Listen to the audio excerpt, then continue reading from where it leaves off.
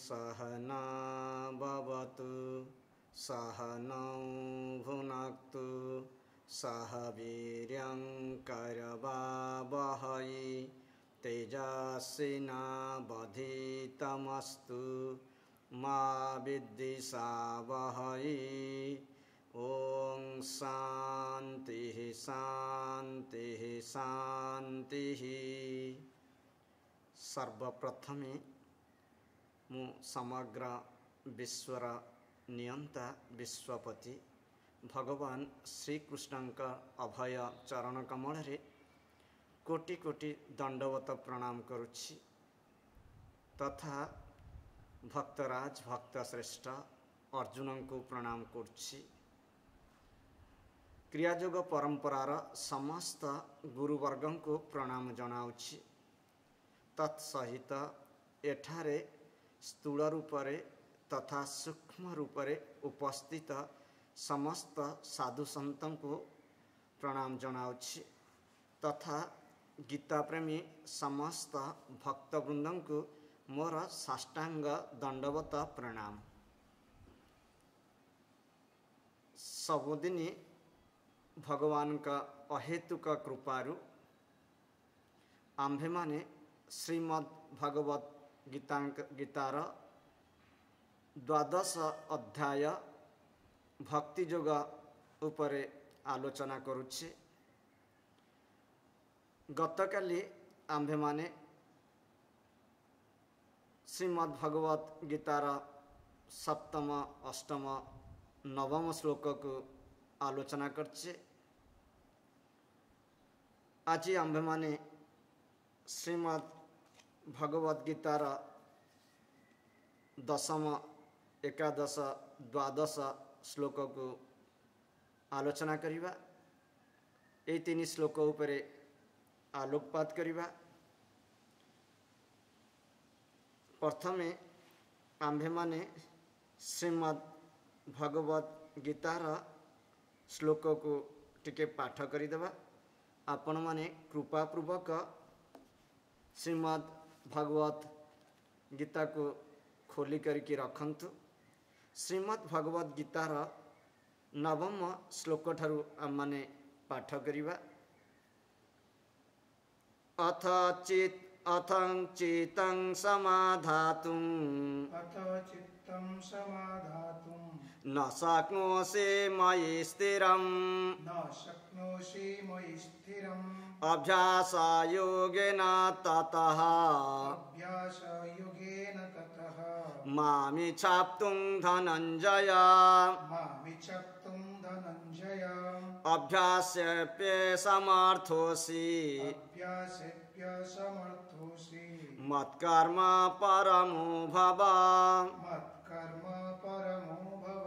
मदर्थमपि कर्माणि कुर्वन् सिद्धिम् अवाप्स्यसि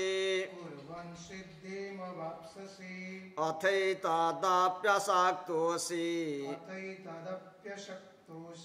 कर्तुं मद्योगमाश्रितः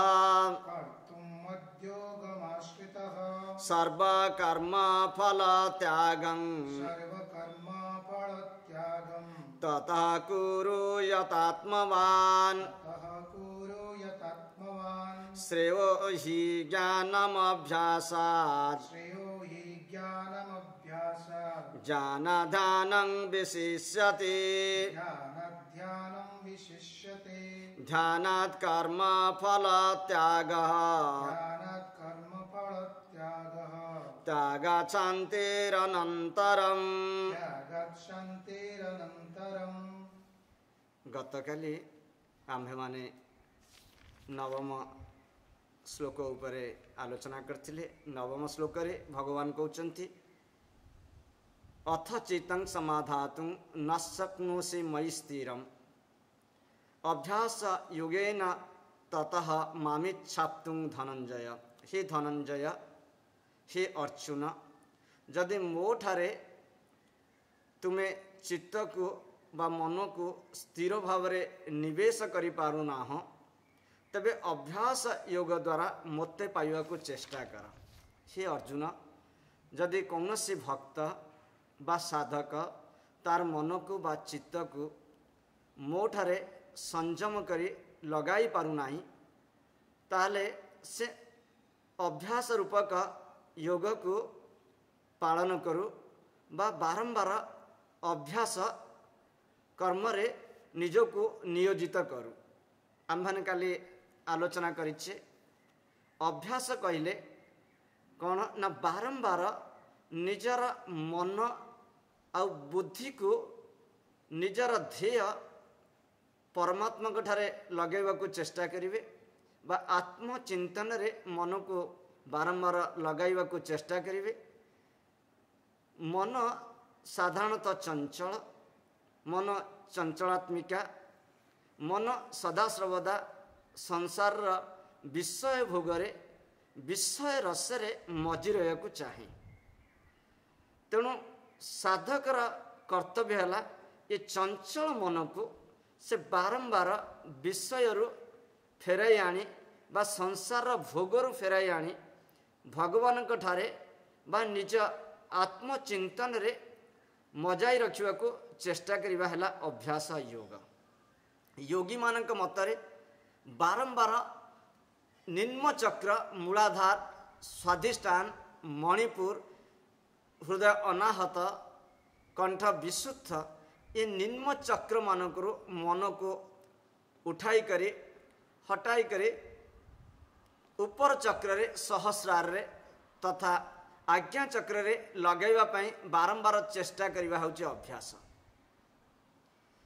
मन सदा सर्वदा मूलाधार माने पैसा चिंतार व्यस्त रहिबो स्वादिष्टान है परिवार चिंतार मग्न रहिबो परिवार चिंता तार मन को चली आसिबो परिवार चिंता प्रति मन सब बड़े दौड़िबो परिवार प्रति दौड़िबो खाइबा प्रति दौड़िबो मणिपुर चक्र रे। तेणु एठी साधकर कर्तव्य है से बारंबार तार मन को निम्न चक्र मानक उठाई करके ऊर्ध्वमुखी करवा दरकार। से जेते तार मन को निम्न चक्र फेराई करके सहस्रार रे बा आज्ञा चक्र रे स्थापन करिवो ताले ता मन स्थिर होइजिवो मन संयत होइजिवो। ये स्थिर संयत मन ईश्वर को उपलब्धि करि परिवो बा आत्मचिंतन करि परिवो बा आत्मज्ञान को लाभ करि परिवो। किंतु भगवान एठी कहउचंती हे अर्जुन 10 नंबर श्लोक रे कहउचंती कोन ना अभ्यासे समर्थोसि मत्कर्म परमो भव मदर्थापि कर्माणि कुर्वन् सिद्धिम अवाप्स्यसि। कहउचंती कोन देखिबा भगवान कहउचंती हे अर्जुन जदि तुमे अभ्यास कर्म करि परिबो नाही बा अभ्यास योग करि परिबो नाही तबे शुणु कौन करेंगे ना एठी आमने ये श्लोकर प्रत्येक शब्दर अर्थ जानिबा तापर आमे आलोचना करिबा। अभ्यास माने अभ्यास रे अपि माने मध्य असमर्थ माने असमर्थ असि माने अटे मत्कर्म परम मोर कर्म करिवा को परायण बा मोर कर्म करिवो। भव माने हुआ मदर्थम मो पाई मदर्थम मत अर्थम मो पाई अपि माने मध्य कर्माणि माने विभिन्न कर्म कुर्बन करी सिद्धि सिद्धि अवाप्स्यसि लाभ करिवो। एटी सुंदर भाव रे भगवान भक्त श्रेष्ठ अर्जुन को कहउचंती हे अर्जुन तुमे जदि यही प्रकार अभ्यास करने को मध्य असमर्थ तुमे जदि तुम्हारा मन बुद्धि को मो ठारे लगाइबारे असमर्थ ताहले मो निमंते कर्म कर कर्म परायण हो जाओ मो निमंते कर्म करी मध्य तुमे सिद्धि लाभ करिवो। जदि तुम मन चंचल अच्छी तुम मन विषय रसपति दौड़ुछि तुम मन संसार आड़ को दौड़ी जाउछि तुमे असमर्थ हेउच साधन भजन करिया पई कि ताहले गोटे काम कर से कौन ना मो पाई मदर्थम मो पाई कि मत कर्म परमो भव ताले मो पाई कि मदर्थम मो पाई कि कौन करिवो ना आपण तुमे कर्म कर। तबे भगवान कर्म कौन है ना दिन रात्रि केवल भक्त को बा साधक को भगवान कर्म करिया को पड़िबो। भगवान का कर्म कौन है ना भगवत पूजा रे निजको मजाई रखिबा, भगवत चिंतन रे निजको मजाई रखिबा, मंदिर रे झाड़ू देवा, जत्ते प्रकार भगवत कर्म फूल को गुंथिबा, ये सब भगवत कर्म करिया को पड़िबो। जदि भगवान कर्म करिबो ताले तो कौन हम ना से कर्म फल रूपक बंधन रु मुक्त हो जिवो। आम मैंने आलोचना करिचे जे प्रत्येक कर्मर फल अच्छी, जो कर्म आपण करिवे से कर्म आपण को निश्चय फल दे करके शांत हेबो। तेणु जदि कर्म फल मुक्ति होगा को चाहूँचंती, जदि कर्म फल मुक्ति होगा को चाहूँचंती ताले आपण कौन करिवे ना भगवान को पाई के कर्म करिवे। एठी की भलिया भगवान पाई कर्म कले कौन हम ना भगवान को पाई जदि कर्म करिवे ताला आपण कर्म बंधन रु मुक्ति हो जिवे। तब भगवान पाई कर्म कौन है ना भगवान पाई के कर्म है भगवान कहते ना मु ये समग्र विश्व ब्रह्मांड सृष्टि कली। भगवान विश्व ब्रह्मांड सृष्टि कला परे कौन कले ना से मनुष्य पशु पक्षी कीट पतंग समस्त को सृष्टि कले। समस्त को सृष्टि कला परे से समस्त नासारंध्र ये नासारंध्र दे करके श्वास टाणुंट से भितर रहीगले आ भितर रही के नासारंध्र भितर दे के श्वास टाणुंट। तेणु नासारंध्र भितर दे के श्वास टाणुंट देखंतु भगवान ये जो श्वास चलुची ये श्वास को आपण टाणु नांती।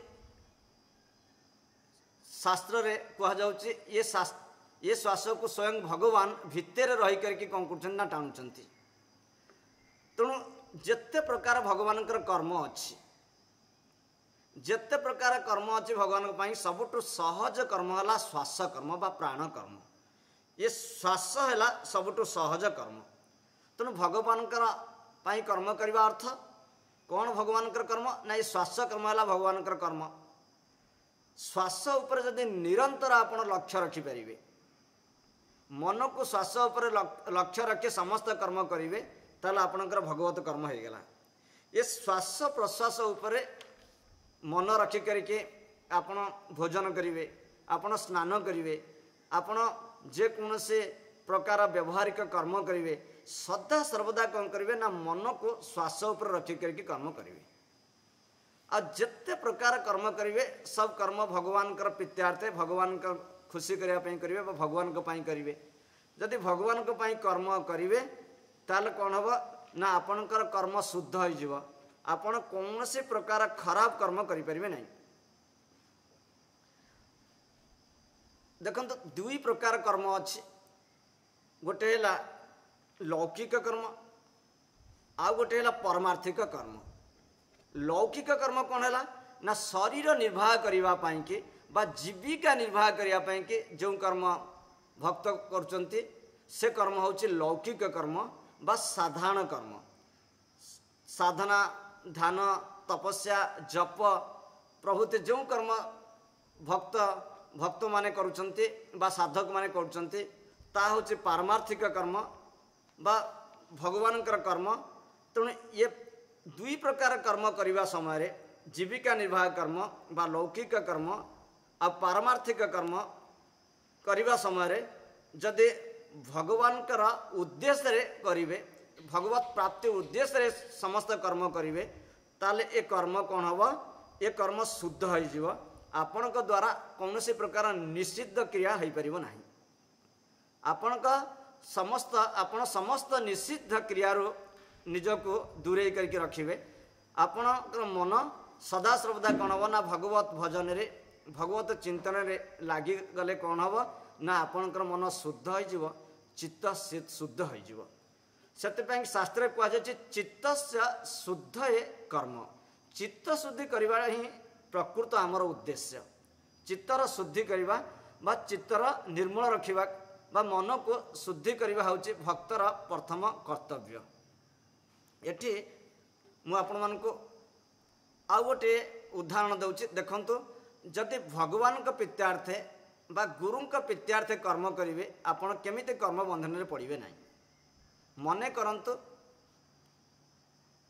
आपण भगवान बा गुरु कर्म कर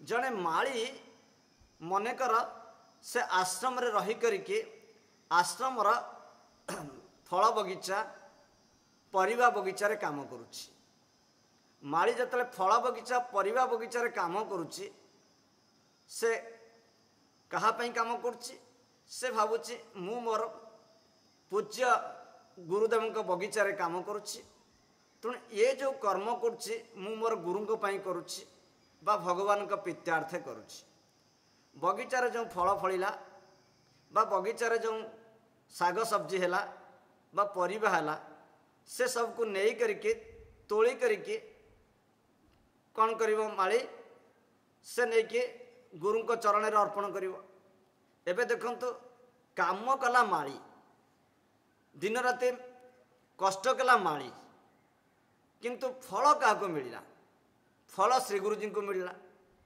देखंतु गुरु चाहिए फल आपन को देबे से जतिक इच्छा करके चाहिए सेतिक देबे नहले से दे भी न पारंती तेणु एठु विचार करके देखंतु जदिओ माली दिन राति काम कला किंतु फल ताकू प्राप्त हैला नाही फल क्या प्राप्त हैला ना फल गुरु महाराज को प्राप्त हैला तेणु एथिरु जना पड़ुछि आपण जहां कर्म करिवे फल तांको मिलिबो जदि आपण दिन राति भगवान प्रीत्यार्थे गुरु प्रीत्यार्थे कर्म करिवे तो फल क्या मिलिबो फल भगवान को मिलिबो गुरु को मिलिबो तेणु आपण कौन आपणकर कौन हेबो ना आपणकर कर्म फलरू मुक्ति हे जिवो बा कर्म बंधनरू आपण दूरे जिवे एठी देखंतु सेतमे शास्त्र लिखाई छे कर्मणा बध्यते जंतु कर्म ही जोगु मनुष्य कौन हुए ना बंधन रे पड़ जाए ये संसार रे तार जन्म संसार रूपक जन्म मृत्यु चक्र रे से एथिपाई पड़ जाए तार कारण होचे कर्म बंधन तेणु कर्म गुड़िक भगवान को पाखे समर्पण करी मनुष्य सहजरे भगवान को प्राप्त करि पारे पुणी आम माने 11तम श्लोक को जीवा जो 11तम श्लोक रे भगवान कौन कहउछंती आम माने देखिबा एठी भगवान कहउछंती आम माने 11तम श्लोक को पाठ करिबा अथैत दप्य शक्तोसि कर्तुं मदयोग माश्रितः सर्वकर्म फल त्यागं ततः कुरु यतात्मवान एक अत्यंत उपादेय श्लोक एठी भगवान कहउछंती आमे तार प्रत्येक शब्द विषय शब्दर अर्थ प्रथमे मनन करिबा जानिबा अर्थ माने होछि जदि एतत् माने एही अपि माने मध्य अशक्त असमर्थ असी माने हुआ कर्तुम माने करिबाकु मद योग मोर योग आश्रित आश्रय करी सर्वकर्म फल त्यागम सकल प्रकार कर्म फल त्याग ततः ताहेले कुरु कर यतात्मवान संजत इंद्रिय व्यक्ति एटी भगवान कहते हे अर्जुन तुम्हें जदि सत्य करने को भी असमर्थ मन करुच माने अभ्यास योगा करने के असमर्थ मन करुच बा मो पाई के कर्म करने को असमर्थ मन करुच तेबे मन और इंद्रिय गण को संजत करी समस्त कर्मर फलेच्छा को त्याग करि दियो कि एक अत्यंत सुंदर श्लोक एठी भगवान कहते अत्यंत करुणावशत द्रवीभूत हृदय भगवान कहते हे अर्जुन जति मोर भक्त बा मोर साधक कर्म करने को भी निजको असमर्थ मने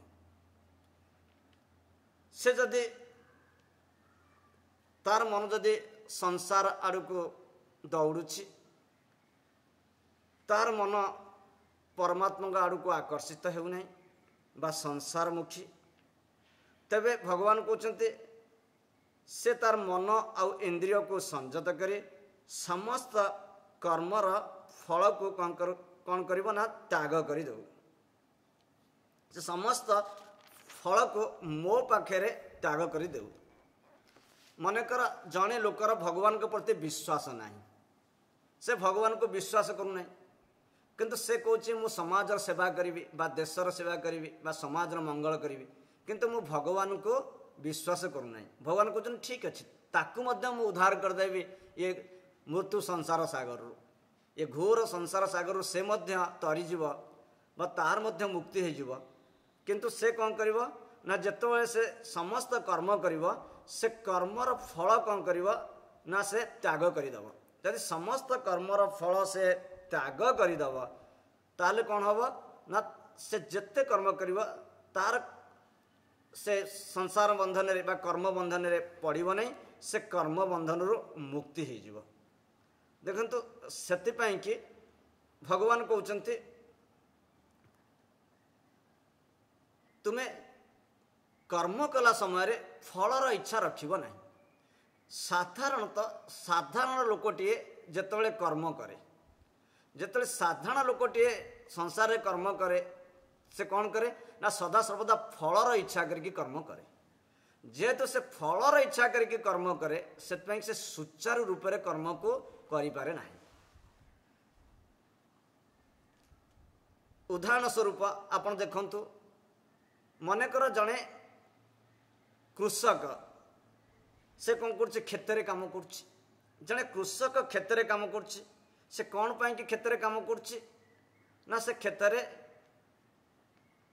काम करने समय से सदा सर्वदा चिंतन कर फल विषय से चिंतन कर आपण लक्ष्य करंतु देखंतु जड़े कृषक क्षेत्र में काम करने समय से जदि भविष्यत उपरे सदा सर्वदा चिंतन करिवो बा तार मन भविष्यत उपरे लागी रहिवो दे भविष्यत रे मु जो एठी खेती करुच्ची बा चाष काम करुच्ची तार फल मिलिबो तो कौन से प्रकार बात्या आसी जीवन तो कौन से प्रकार झड़झंझा आसी जीवन तो मरुड़ी आसी जीवन तो मते फल मिलिबो कि न मिलिबो जदि ये विषय से बारंबार चिंतन करिवो बा मनन करिवो ताले कौन हबो ताले से वर्तमान रा कृषि कार्य को भल भाव संपादन करिपारिबो नाही।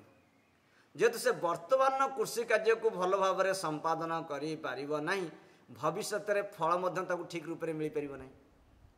चिंता करंतु गभीर भाव में तेणु जदि जड़े कर्म को सुचारू रूप से नक वर्तमान कर्म को भविष्यत फल विषय बारंबार चिंता करिवो ताले असुविधा कौन हम ना से वर्तमान कर्म को ठीक भाव में करिपारिबो नाही।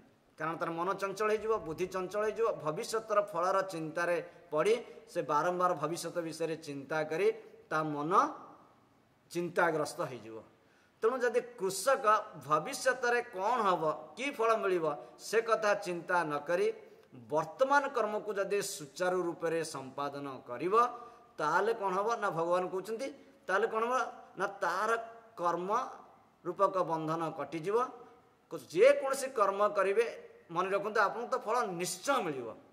तेणु जदि कर्म को करने समय ठीक ठीक भाव में संपादन करेंगे ताले आमको उत्तम कर्म मिल उत्तम फल मिल आउ कौन हम जेहेतु भविष्यतर कर्म फल आम हाथ में नाही कर्मणे बाधि कार्यस्तु माँ फलेषु कदाचन कारण कर्म करिवार आमर अधिकार अच्छी मु भल कर्म करें कि खराब कर्म करें किंतु फल कौन फल मते से विषय जना ना जेहेतु फल कौन फल से विषय मते जना ना तेणु भविष्यत विषय अत्यंत चेष्टा न करी वर्तमान विषय चिंतन करवा ही कौन हो ना साधकर ध्येय। तेणु ये भगवान कहते तुम्हें समस्त कर्मफल त्याग करके मो पाई कि तुम्हें कर्म कर जदि मो पाई कि कर्म कर ताले तुम्हें समस्त कर्म बंधन रु कौन हम ना तरीज बा कर्म बंधन रु उद्धार पाइज। एठी साधक भावे जदि मु कर्म फल कथा चिंता करी ना कर्म राति दिन यदि मु भगवान पाई करी ताले भगवान कौन मोर समस्त भार बहन करेंगे शास्त्र कहुई निश्चय जदि अनन्य चित्त हो करके आपण समस्त कर्म को त्याग करके भगवान पाई कि दिन राति काम करेंगे ताले भगवान आपणकर समस्त भार निश्चय वहन करेंगे। देखंतु गुजरात रे जने परम संत थिले, जने परम भक्त थिले, तांका ना होचे नरसिंह मेहता। नरसिंह मेहता विषय आपण माने समस्त जानते। तांकर प्रसिद्ध गीत होचे वैष्णव जन तो तेने कहिए जो पीड़ पराई जाने रे। ए जो भजन आपण माने सदा सर्वदा श्रवण करती, तेणु ये विषय आपन को जना अछि। से जने प्रसिद्ध संत थिले आ से दिन राति कौन करते ना भगवान पर कर्म करते, भगवान भजन रे डूबी रोते, भविष्य केबे चिंता से करती नहीं। दिने तांका पत्नी कहले देख आमर घरे गोटे बड़ झील अच्छी, से झीर विभागर केमती हम। से कहले तुम्हें चिंता करना, से विभागर दायित्व भगवान नेबे। भगवान अहेतुक करुणावशत तांको झीर विभागर करिया पई कि से अक्रूर को पठाइले। अक्रूर आसी करके तांको झील पई कि बर खोजी करके गले। जो दिन विवाह दिन अच्छी से दिन तांको स्त्री कहले घरे किछि घीर अभाव अच्छी, तुम्हें गोटे काम कर, विवाह समय यज्ञ हम, यज्ञ कि किछि घृत तुम्हें जाई करके बाजार रू किणी करके नहीं आस। से बाजार को जाइछन्ते देखिले किछि भक्तगण संकीर्तन करके से जाउछन्ते विठल भगवान को पाखक। तेणु विठल भगवान महाराष्ट्र जाउछन्ते, विठल भगवान को पाखक संकीर्तन करके जाउथा देखि से भाविले मु आंको सहित 5-10 मिनिट संकीर्तन करदेबी, भगवान को नाम नहीं जीवी, तापर जाके मुझे किणी करके कौन करी घी किणी करके घर को जीवी। से संकीर्तन में मिसीगले, मिसिक संकीर्तन कराया लगे, तांको मन एमती डूबीगला से संकीर्तन दल सहित पाखापाखि 200 किलोमीटर चलीगले। सकाळ होगला, सकाळ होगला तांको मन दुख होगला, कहला मु तो पळी आसली, वर्तमान मोर झीर विवाह किए करथिबो। एतले से चिंता करचंती, चाली चली आसी बड़ दुखे पहुंचते। से दिन राति भगवान देखिले मोर भक्त नाही, तेणु भगवान कौन कले ना नरसिंह मेहता रूप में तांको घरे पहुँचले। पहुँची करके झीर विवाह उत्सव संपादन करदेले। सकाळ होइछि से दौड़ी करके आउछनी झील धरिकी, तांको पत्नी के कहउछनी सुनिल ना कौन ना राति रे विवाहर केमती हैला ना तुम्हें विवाह कल, एते सुंदर विवाहर हैला, समस्त अत्यंत खुशी। बर्तमान चलो चलो झील को विदाह करवा ना, झील विदा हम किए आसला ना तुम्हें पूरा निजे आसी विवाह कल। जो से एक कथा शुणिले तांको मन आनंद भरीगला, आखिर लोतक झरिया लगिला। भगवान स्वयं आसी तांको झीर विवाह करदेले। तेणु केबे भाविबे नाही जे कर्मर फल विषय जदि मु चिंता न करी, केवल भगवान प्रीत्यार्थे मु कर्म करी, ताहले कौन भगवान मोर समस्त भार बहन करेंगे। से होचंदी करुणार सिंधु, भक्त वत्सल दीनबंधु। तेणु आपण चिंता करेंगे नहीं, से आपणकर समस्त कर्म बहन करेंगे। से कि से नवम अध्याय कहते ना मु साधकर बा भक्तर योगक्षम बहाम्यहम, मु तार योगक्षम बहन करे। तेणु सर्व इंद्रिय एठी भगवान कहते सर्वकर्म फल त्यागं तथा कुरु यतात्मवान। यतात्मवान माने इठी आत्म शब्द होचे मन, मनर अर्थ रे व्यवहार कराई। आत्मा शब्द मनर अर्थ रे एठी भगवान व्यवहार करछन्ति।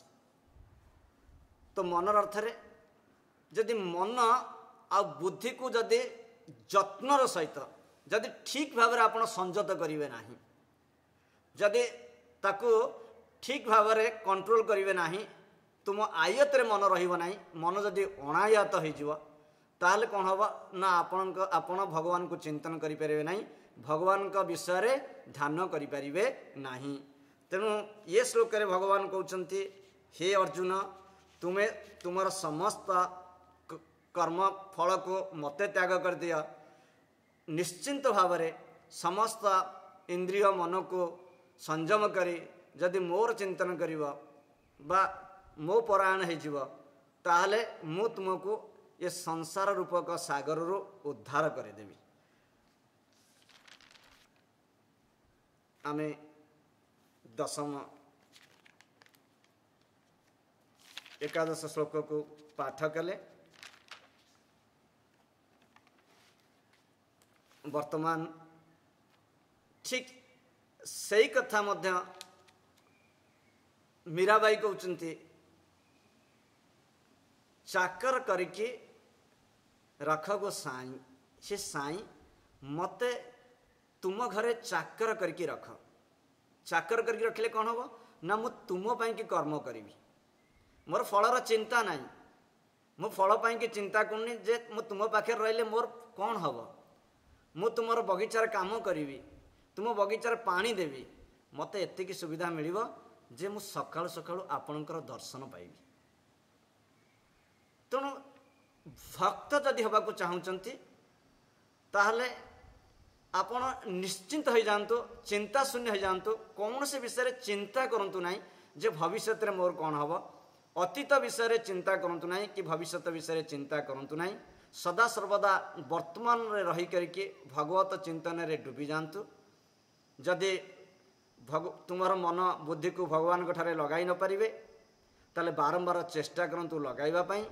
ସେଥିରେ ଯଦି ଅସମର୍ଥ ହେଉଛନ୍ତି ତାହେଲେ ଭଗବାନଙ୍କ ପ୍ରୀତ୍ୟାର୍ଥେ କର୍ମ କରନ୍ତୁ, ତାଙ୍କ ପାଇଁ କି ଫୁଲ ତୋଳନ୍ତୁ, ମନ୍ଦିରରେ ସେବା କରନ୍ତୁ, କି ସାରା ବିଶ୍ୱକୁ ଭଗବାନଙ୍କର ମୟ ଦେଖିକରିକି ସାରା ବିଶ୍ୱର ସେବା କରନ୍ତୁ, ସମସ୍ତ ଜୀବକୁ ନାରାୟଣ ଜ୍ଞାନରେ ରଖିକରିକି ସେବା କରନ୍ତୁ। ଯଦି ତାହା ବି ନ କରିପାରିବେ ତାହେଲେ ସମସ୍ତ କର୍ମର ଫଳକୁ ତ୍ୟାଗ କରିଦିଅନ୍ତୁ, ତ୍ୟାଗ କରିକି ନିଶ୍ଚିନ୍ତ ହୋଇଯାଆନ୍ତୁ। ଆମ୍ଭେମାନେ ଆଜି ଏ ଦୁଇଟି ଶ୍ଲୋକ ବିଷୟରେ ଆଲୋଚନା କଲେ। ଅତ୍ୟନ୍ତ ଉପାଦେୟ ଶ୍ଲୋକ। ପ୍ରତିଦିନ ଆମ୍ଭେମାନେ ଶ୍ରୀମଦ୍ ଭଗବତ ଗୀତା ଉପରେ ଶ୍ରବଣ କରୁଛନ୍ତି, ମନନ କରୁଛନ୍ତି, ଧ୍ୟାନ ବି କରୁଛେ। ଆଜି ସମୟ ହୋଇଯାଇଛି। ଏ କରୋନା ମହାମାରୀରେ ସମସ୍ତ ଜଗତ ତ୍ରସ୍ତ ଭୟଗ୍ରସ୍ତ। ତେଣୁ ଏ କରୋନା ମହାମାରୀରୁ କିଭଳି ସମସ୍ତଙ୍କୁ ଶାନ୍ତି ମିଳିବ ବା ଉଦ୍ଧାର ହେବେ ସେଥିପାଇଁ ଆମେ ସମସ୍ତେ ପ୍ରାର୍ଥନା କରିବା। ସର୍ବେ ଭବନ୍ତୁ ସୁଖିନଃ, ସର୍ବେ ସନ୍ତୁ ନିରାମୟଃ, ସର୍ବେ ଭଦ୍ରାଣି ପଶ୍ୟନ୍ତୁ, ମା କଶ୍ଚିତ୍ ଦୁଃଖଭାଗ୍ ଭବେତ୍। ଓಂ ଶାନ୍ତି ଶାନ୍ତି ଶାନ୍ତି। ଓಂ ତତ୍ସତ୍। ଓಂ ବ୍ରହ୍ମାର୍ପଣମ୍ ଅସ୍ତୁ।